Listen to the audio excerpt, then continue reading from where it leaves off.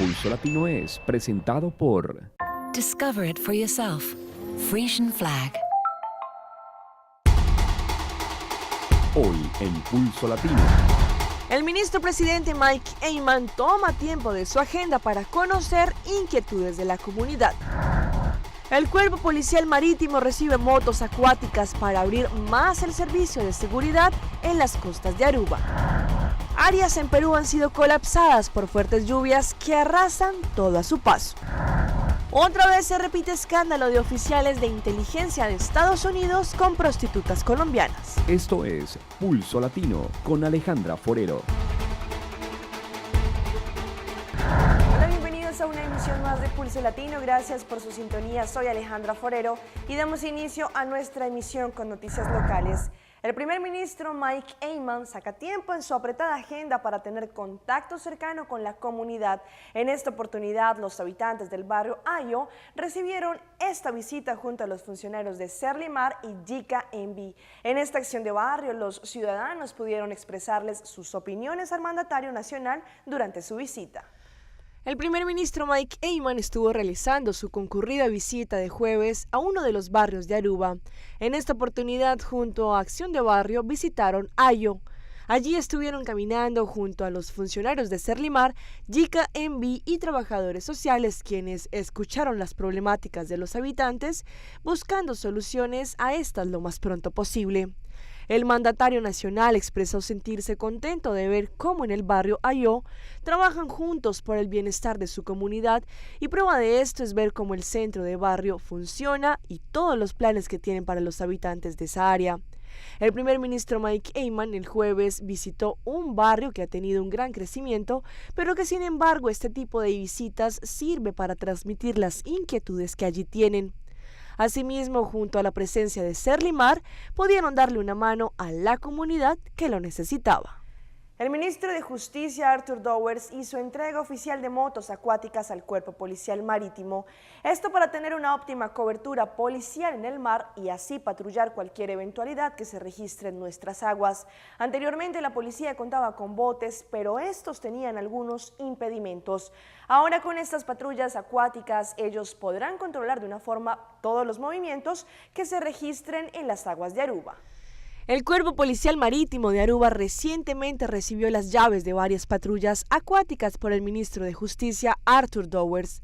Con esta nueva adquisición, los efectivos policiales podrán hacer controles más rigurosos en el área costera de Aruba, tanto cerca a la orilla como en direcciones más profundas. Anteriormente ellos contaban con botes, pero este tenía difícil acceso a algunas zonas.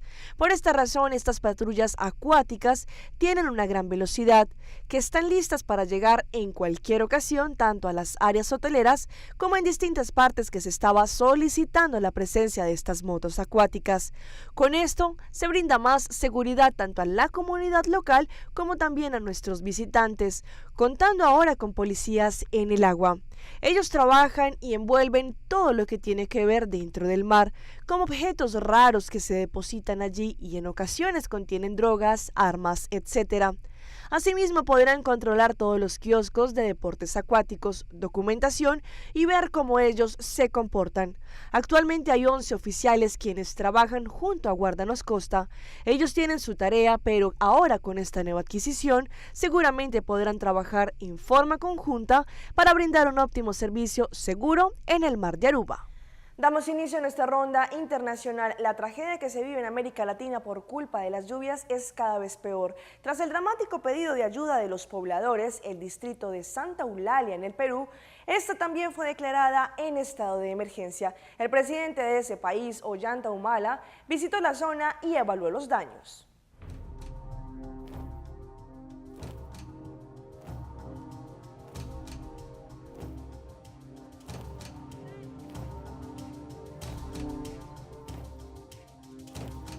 Parece ser el pueblo que ha quedado en el olvido.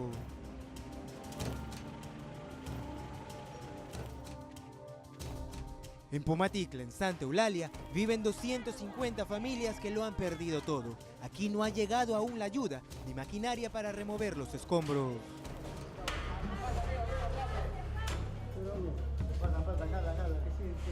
Pasa, nomás, pasa.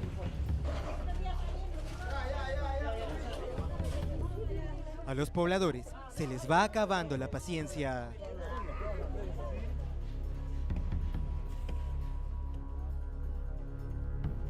Por favor, para lo que es la Nueva Esperanza están afectadas bastante.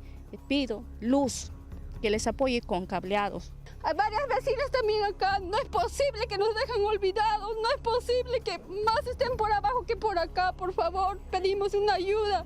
En esta vivienda de Santa Eulalia habitan 6 familias y miren todo lo que tengo que hacer para ingresar hacia la sala. Es increíble cómo el lodo y las piedras cubre esta área. Muebles que ya no sirven para nada y las familias dicen que hasta el momento no han recibido ningún tipo de ayuda.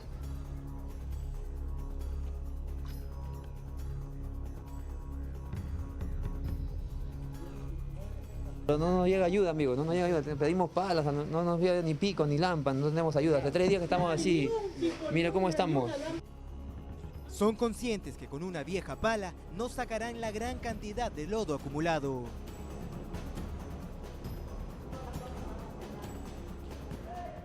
No tenemos herramientas para trabajar más claro, ¿no? Queremos picos, buggies, lámparas, ¿no? Para poder sacar para acá y salir para allá. ¿Ha llegado hasta acá alguna autoridad, alguien? No ha llegado nadie. Esta es la casa de la familia Arenas. 40 años han habitado en esta vivienda. Muchos recuerdos agradables, sin duda. Y ahora miren cómo luce, totalmente destruida. Esta es parte del baño que ha quedado sepultado bajo el lodo. Lo único que suplican estos señores es una urgente ayuda. A las autoridades, porque la ayuda no está llegando a Santa Eulalia, aquí a Pamaticra no está llegando, lo que necesitamos son maquinaria pesada para poder limpiar el cauce que está arriba ahorita. Señor, lo ha perdido todo. Todo, como ustedes no tengan, yo estoy con mi ropa, nada más. Lo único que se ha quedado es... Lo único que me he quedado, yo y mis hijas también, igualito. ATV es el primer medio de comunicación que ha llegado hasta la zona más alta de Santa Eulalia. Estamos en el poblado de Cachahuacra y observen cómo el Huayco ha arrasado este importante puente de la ciudad.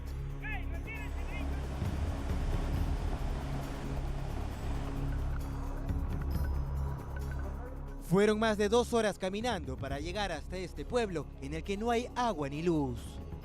No tenemos agua, no tenemos ninguna clase de ayuda para cocinar porque tampoco no hay nada en la tienda ya. Y también los precios han elevado y ya el transporte tampoco no sube.